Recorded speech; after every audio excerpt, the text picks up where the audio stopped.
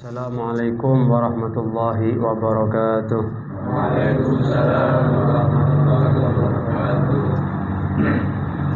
Bismillah walhamdulillah. Wassalatu wassalamu ala sayyidina Rasulillah Sayyidina Muhammad ibn Abdullah wa ala alihi wa ashabihi wa mawalah wa la hawla wa la quwwata illa billah. Faqala musannif al-imam Abu Hamid Muhammad bin Ahmad Al-Ghazali rahimahullah ta'ala wa nafa'anallah bi'ulumihi fid dharaini amin. Alhamdulillah, syukur atas nikmat Islam, iman dan sehat afiat dan taufik sehingga kula sareng ajunan bisa menghadiri istighosah dan pengajian kitab, mudah-mudahan oleh ridha dan rahmat dari Allah, amin ya rabbal alamin. Ngelanjutake kajian kitab Ayyuhal Walad. Ayyuhal walad, wahai anak. Panggilan Imam Ghazali kepada pecinta beliau dan santri beliau, karena kedudukan santri atau murid bagi guru itu ibaratnya anak.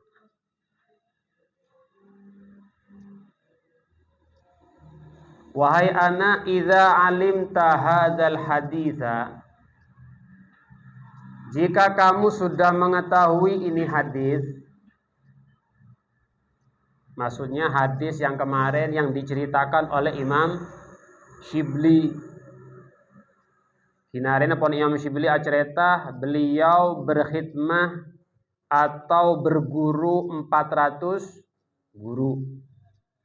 Dan beliau membaca atau mengambil kepada guru tersebut 4.000 hadis, Pak Ibu hadis. Kemudian dipilih oleh beliau satu hadis dan dibuat pedoman. Karena hadis Nabi tersebut yang satu beliau merenung bisa menyelamatkan dan bisa membuat dia menjadi orang yang sukses dunia akhirat. Dan kata beliau itu merupakan kumpulan daripada ilmu orang-orang terdahulu dan yang akhir. Semuanya masuk dalam satu hadis tersebut. Yang kinarena pun bahas. Siapun Imam Ghazali, kalau kamu sudah mengetahui hadis tersebut yang disampaikan oleh Imam Shibli, la hajata ilal ilmil katsir. Maka kamu kepada ilmu yang banyak, wahai anakku. Kalau kamu sudah mengetahui itu hadis yang disampaikan oleh Imam Shibli, kamu merenungi, maka itu merupakan menjadi semangat atau spirit kamu untuk ibadah kepada Allah. Tak perlu banyak ilmu pun. Panetekku kemarin hadis yang satu itu, maka insya Allah kamu akan selamat. Wa ta'ammal, kemudian ditambahi lagi oleh Imam Ghazali. Dan renungilah, perhatikanlah fi hikayatin ukhra, di dalam cerita yang lain. Wa dzalika, apa itu cerita? Yaitu hal tersebut anna Hatiman as-Samma, sesungguhnya Imam Hatim al-Asam kana min ashabi Syaqiq al-Balkhi, beliau merupakan sahabat atau berguru kepada Imam Syaqiq al-Balkhi. Hatimul Asam ini pun terkenal, ulama luar biasa. Beliau pernah berguru kepada Imam Syaqiq al-Balkhi. Makanya tidak ada orang besar, orang muljah nikah kecuali adik guru. Tidak ada ceritanya seseorang itu dimuliakan oleh Allah tanpa melewati guru. Harus andi syekh. Oh, saya tidak usah berguru sudah. Yang penting ngerti bahasa Arab, baca sendiri. Tak mungkin. Angin. Coba sampean lihat manakibnya para aulia, baik kalangan habaib atau non habaib. Pasti andi guru. Sama dengan sahabat mulia nih kan, andi guru Rasulullah. Menjadi perantara. Kemudian para tabiin juga demikian. Sampai sekarang para ulama. Maka pan sampean terus sampai ke Allah ya harus andi guru. Harus andi guru. Lah termasuk Imam Hatimul Asham. Beliau berguru kepada Imam Syaqiq Al-Balkhi rahmatullah taala alaihima. Mudah-mudahan Allah merahmati keduanya. Fasa'alahu yauman, maka gurunya Imam Syaqiq Al-Balkhi bertanya kepada Hatimul Asham pada suatu hari. Qala, berkata Imam Syaqiq, sahati mundu thalathina sanah. Hei Hatimul Asham, cepon guruna Imam Syaqiq Al-Balkhi, kamu sudah berkhidmat atau berbareng gembang panjeman semakin ini menduk nih. Menduk ekanto mundu thalathina sanah, selama 30 tahun. Siapun gurun Imam Syaqiq, hei Hatim, kamu sudah mukim di sini, pun munduk selama 30 tahun. Ma hassalta fiha, apa yang kamu dapatkan selama 30 tahun? Kamu mendapatkan apa? Oleh apa? Sama dengan santri-santri ini. Ada yang 5 tahun, ada yang 10 tahun, ada 10 tahun, bahkan kadang-kadang sampai lebih 10 tahun. Mondok oleh apa? Apakah cuma tidur? Oh, banyak kancah, mandi kancah sedang biru, sedang. Kan kadang-kadang teman itu mondok kan macam-macam, terus nyari kancah. Padahal Muhammad bin Abdullah Al-Haddar, gurunya Habib Umar dan mertuanya, itu selama 4 tahun tak kenal keganjar mondok. Fokus nyari ilmu ya. Gurunya Habib Umar bin Hafiz Makken itu kedua guru namanya Habib Muhammad bin Abdullah Al-Haddar. Mondok kepada Habib Abdullah Syatiri selama 4 tahun. Apa? Teman sebelahnya kaca kancana teman mondok tak kenal. Waktunya makmur dengan belajar hafalan. Fokus. Pas semakin kan lain. Anak mondok nyari kancah, nyari teman. Oh, saya punya teman Surabaya, nyari teman, nyari pengalaman. Akhirnya lama jadi mufti. Ya. Nah, kata Imam Syaqiq, kata gurunya, wahai Hatimul Asham, kamu mondok ini berbareng kepadaku sudah 30 tahun. Apa yang kamu peroleh? Oleh apa sampean? Qala, berkata Hatimul Asham, hasaltu thamaniya fawaida. Wahai guru, wahai Imam Syaqiq, saya mendapatkan 8 faedah minal ilmi, daripada ilmu. Wahia takfini minhu, 8 faedah tersebut takfini, mencukupi aku, cukup bagiku, minhu, daripada ilmu sudah. Li'anni arju khalasi wa najati fiha, karena aku mengharap keselamatanku dan aku mendapatkan daripada keselamatan dari Allah fiha, di dalam 8 faedah. Maka dijawab oleh santrinya Imam Hatimul Asham, wahai guru, kula mendapatkan duduk dengan Anda yaitu oleh 8 faedah. Dapat 8 faedah. Sekama 8 faedah nika, saya berharap kula ngarep kula bisa selamat dengan ilmu 8 faedah tersebut. Bani 8 nika pun cukup bagiku daripada ilmu. Berarti selama 30 tahun rangkum oleh beluk nika pun. Rangkum apa ringkasannya? Faqala, maka berkata Syaqiqun, Imam Syaqiq yaitu gurunya, mahia, Apa itu 8 faedah wahai Hatimul Asam? Qala Hatimul Asam, maka berkata daripada Hatimul Asam menjawab pertanyaan gurunya, 8 faedah tersebut wahai guru, al-faidatul ula, faedah yang pertama. Anni nazartu ilal khalqi. Saya perhatikan, saya pandang kepada makhluk. Siapun Imam Hatimul Asam. Saya memandang atau perhatian ngabes kepada makhluk. Fara'aitu anna likullin minhum mahbuban wa ma'syuqan. Saya lihat setiap daripada mereka makhluk, termasuk manusia, mahbuban wa ma'syuqan yuhibbuhu wa ya'syukuh. Mereka itu ada seseorang yang ia cintai dan ia kasihi. Beda saya cintai dan juga sangat dicintai. Yuhibbu wa ya'syukuh. Sangat cinta wa ya'syukuh dan sangat cinta. Kalau asyik juga cepon bahasa Arab ini melekat, Bos. Kalau sudah asyik itu kemana-mana tidur ya engak sampai ke mempeh. Kalau cinta cuma sekedar. Tapi kalau sudah asyik itu ibaratnya apa nih? Misalnya meja nih ke kayu nih kan. Nih ke bisa nyambung nih kan apa? Sudah asyik nih apa? Melekat nih. Misalnya hati itu sudah sehati nih. Itu namanya asyik. Siapun hati Asam saya perhatikan makhluk gula ngabes manusia itu beda saya cintai, beda sesangat saya cintai. Wa ba'da dzalikal mahbub yusahibuh. Dan sebagian orang yang dicintai yusahibuh bisa kepada dia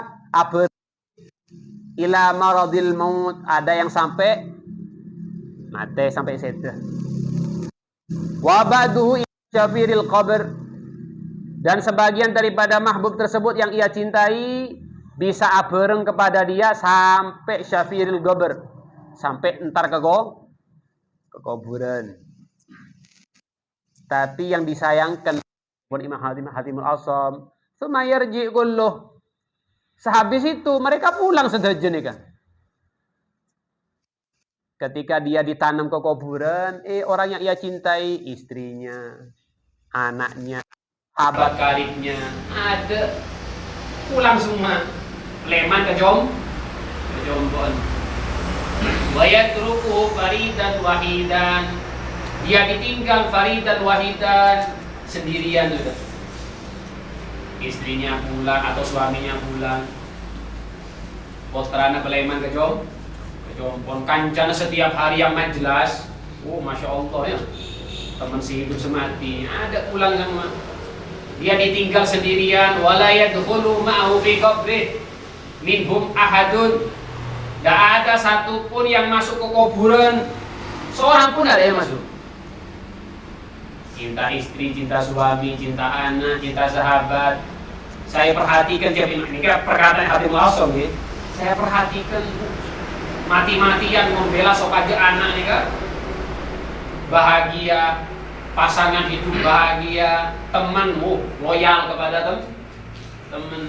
Saya perhatikan ketika dia itu yang ia cintai kadang sampai setelah tak kuburan. Ada yang sampai ke kuburan. Habis itu wa yatruku faridan wahidan, ditinggal sendirian.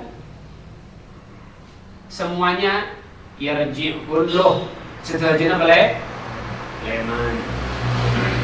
Akhirnya fatafakkartu, akhirnya aku mikir cepon Imam Hatimul Asam. Belum mikir cepon Hatimul Asam.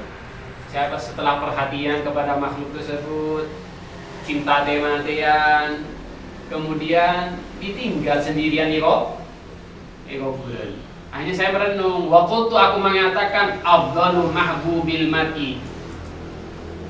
Aku mengatakan cepon Hatimul Asam yang paling afdal, yang paling istimewa, yang dicintai oleh seseorang ma yadkhulu fi qabrih, yaitu apa yang dibawa masuk di dalam kuburan.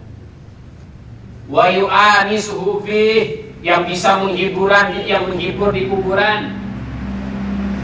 Saya berkata, berarti sepaling manfaat, sepaling afdal, kancak, sepaling bagus yaitu teman yang bisa masuk ke kuburan atau yang bisa menghibur nanti di kuburan. Fama wajadtu ghairal a'malis shalihah, maka aku tidak dapatkan kecuali yang bisa abareng orang yang ketika masuk ke kuburan kecuali amal shalihah.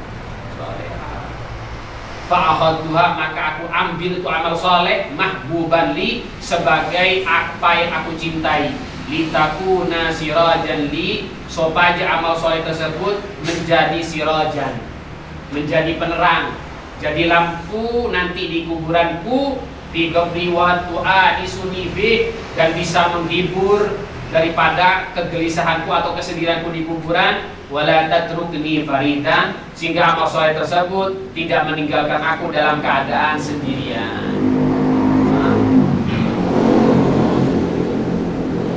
Tapi betul gitu. Memang harus kita cinta pasangan, harus cinta anak, cinta sahabat kaum muslim penting. Tapi harus nilainya cinta itu karena Allah. Tapi kalau cuma cintanya karena sebab dunia, ya ada masanya. Ketika meninggal dunia, ditinggal. Ditinggal. Apalagi cuma cinta nafsu. Cinta nafsu. Cinta nafsu itu cuma cinta pacaran. Oh, sehidup semati. Bahkan suami istri, oh saya cinta sehidup semati. Ada. Habis dia dikubur, ditinggal. Paling sehari atau 2 hari kayaknya. Habis itu lupa sudah. Maksudnya sehidup semati itu seseorang tersebut kanca sehidup semati, pasangan sehidup semati. Maksudnya meskipun pasangannya hidup sudah meninggal, temannya sudah dia tetap ingat. Hanya kirim doa, kirim Fatihah, sama kayak Rasulullah. Rasulullah itu pasangan sehidup semati dengan Sayyidatina Khadijah Al-Kubra. Kenapa? Tak pernah kelupai ya Rasulullah kepada Siti Khadijah. Bahkan sudah kawan Siti Aisyah, tetap Rasulullah mengingat. Siti Aisyah itu cemburu. Sampai Siti Aisyah cemburu. Bahkan Rasulullah mengatakan dalam salah satu ungkapannya kurang lebih, tidak ada gantikan Khadijah. Itu hidup semati. Bukan berarti hidup semati ini apa? Pasangan hidup mati kuburan. Kan kula tedung ke sampean, Pak. Atau misalnya tengkel dunia. Unten dek kula tedung kuburan sampean sebelah sampean. Tak mungkin. Nongnya. Semuanya anak, istri, pasangan hidup, atau misalnya teman akrab, semuanya ketika kita sabai ke tiang lahat, semuanya akan pulang. Kita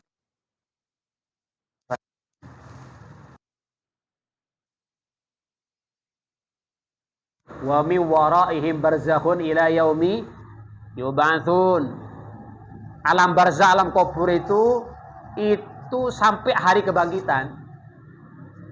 Misalnya tadi amal soleh, misalnya tidak punya amal soleh, itu penantian sangat lama ke diri.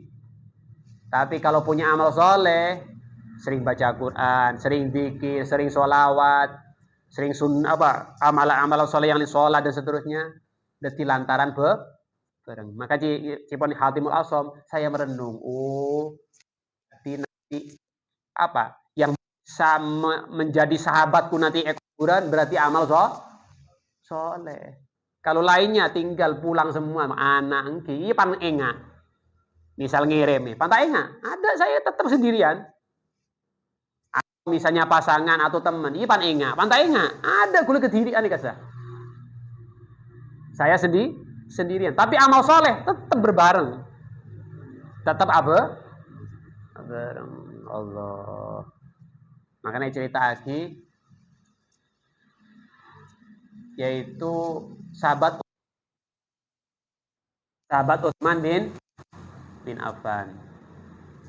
Pernah beliau itu dan sering kalau ke kuburan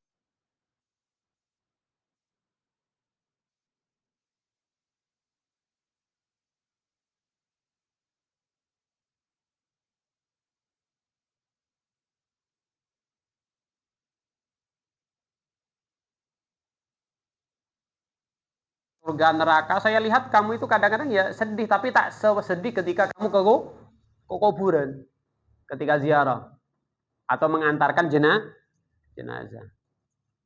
Apa jawabnya beliau? Oh iya, saya pernah mendengar sabda Nabi Shallallahu Alaihi Wasallam. Rasulullah pernah adabu, cepon sahabat Utsman, al qabru awwalu manzilin min manazilil akhirah.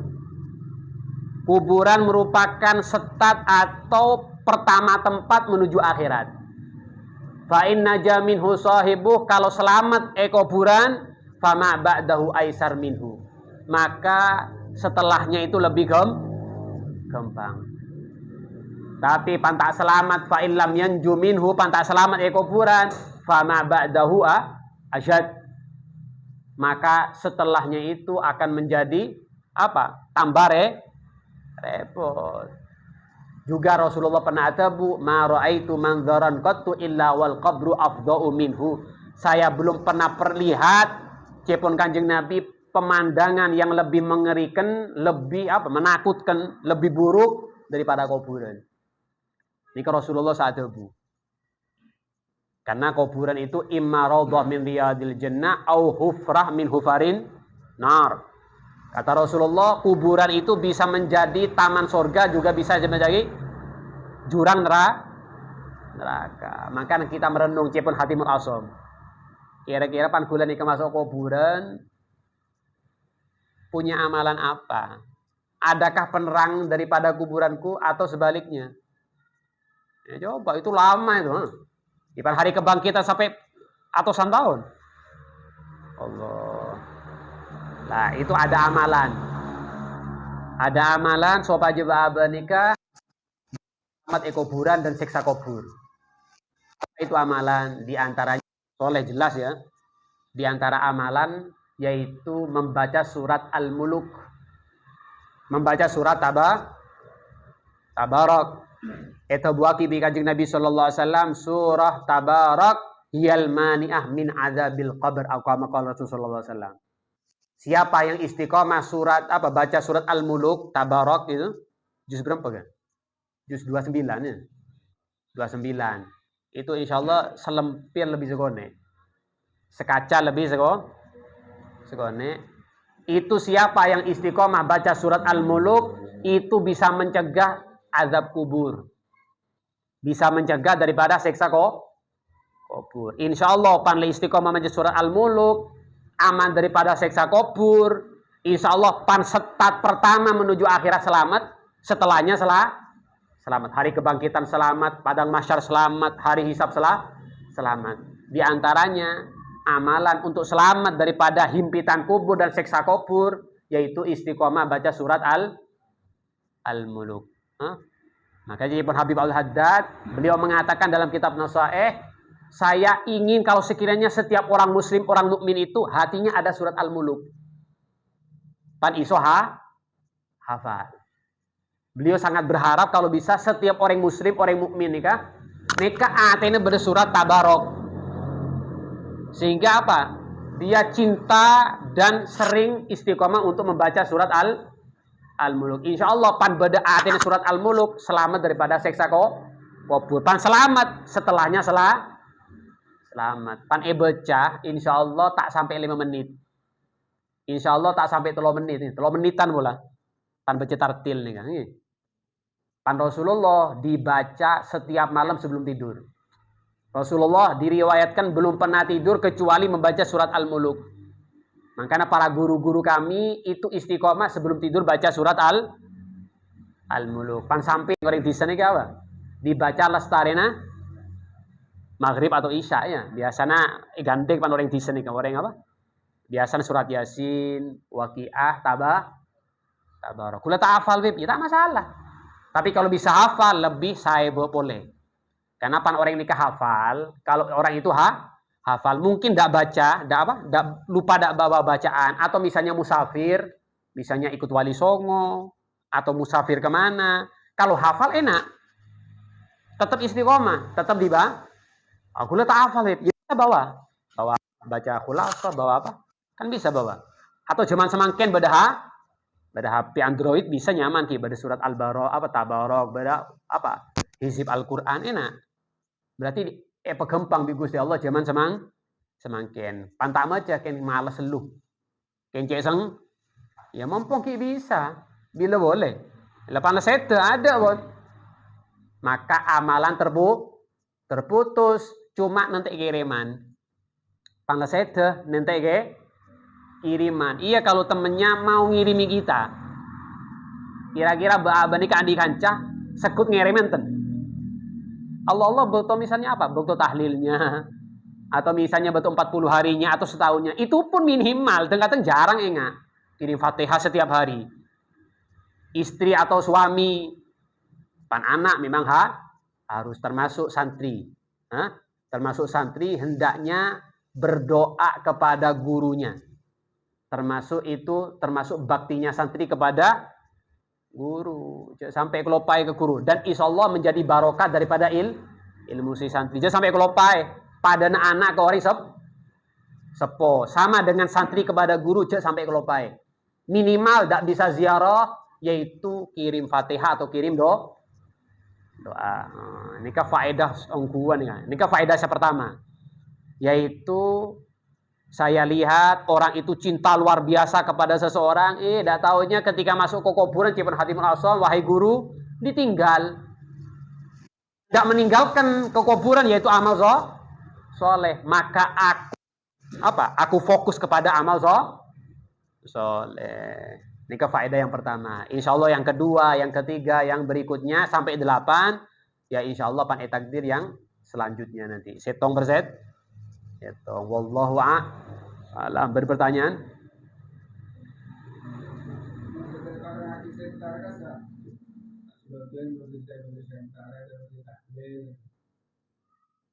Contoh?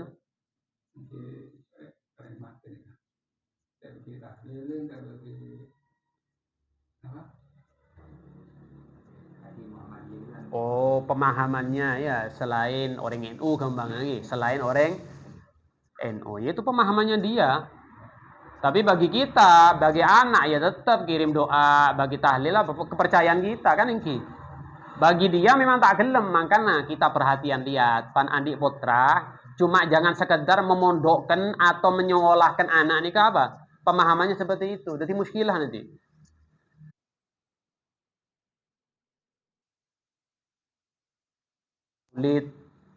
Hobi ziarah kubur, hobi tawasul, hobi apa? Misalnya tahlil, dah taunya salah memondokkan anak. Mondok tak sepaham. Atau menyekolahkan anak tak sepaham, tak senang tahlil, bid'ah, syirik.